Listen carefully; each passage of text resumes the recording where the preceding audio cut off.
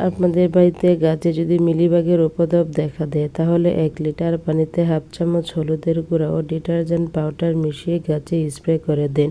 টবের মাটিতে তৈরি করার সময় 1 চামচ হলুদের গুঁড়া মিশিয়ে দিন। মাটিতে পোকা হবে না। গাছে কাটিং করে দেওয়ার পর হলুদের গুঁড়া লাগিয়ে দিন, এতে করে রুটিং হরমোনের কাজ করবে।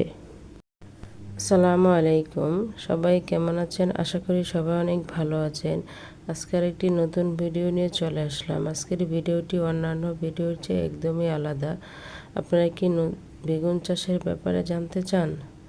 সহজ টিপ জানতে চান? আপনাদের বেগুন গাছে কি ঠিক এরকম পোকার উপদ্রব হয়ে মরে যাচ্ছে? তাহলে এই কাজটি করতে হবে। চলুন দেখে নিই। শুরুতে একটি শপিং বোর্ড নিয়ে নিতে হবে। এখানে হচ্ছে কাঁচা হলুদ।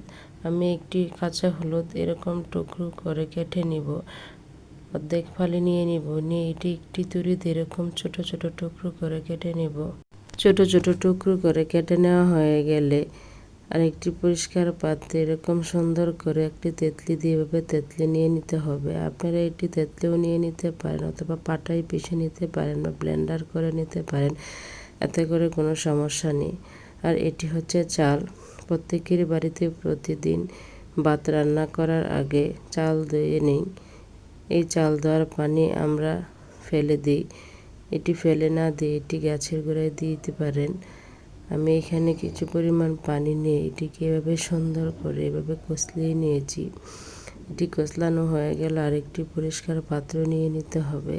আরেকটি পরিষ্কার পাত্রে এটি এভাবে ঢেলে নিতে হবে। এটি প্রথমবারে যে চাল দেওয়ার পানিটি সেটি আপনারা নিয়ে নেবেন। দ্বিতীয়বারে যে পানিটি দেওয়া সেটি আপনারা নেবেন না। এটি নেওয়া হয়ে গেলে এই যে আমরা হলুদের উপাদানটি তেঁতলে রেখেছিলাম, 2 চামচ হলুদের গুঁড়া এভাবে দিয়ে কিছুক্ষণ এভাবে মিশিয়ে নিতে হবে। এটি মেশানো হয়ে গেলে এটিকে রেখে দিতে হবে 5 থেকে 6 ঘন্টার জন্যে। 5 থেকে 6 ঘন্টা পর আরেকটি পরিষ্কার পাত্র নিয়ে নিতে হবে। নিয়ে একটি চাকনি দিয়ে এরকম সুন্দর করে এই উপাদানটি ছেঁকে নিতে হবে। এই দ্রবণটি যেহেতু আমরা গাছে স্প্রে করব, সেহেতু এটি অবশ্যই সুন্দর করে ছেঁকে নিতে হবে। এটি ছেঁকে নেওয়া হয়ে গেলে এর সাথে 1 চামচ ডিটারজেন্ট পাউডার দিয়ে দিতে হবে। 1 চামচ ডিটারজেন্ট পাউডার দিয়ে এভাবে কিছুক্ষণ সময় ধরে গলিয়ে নিতে হবে।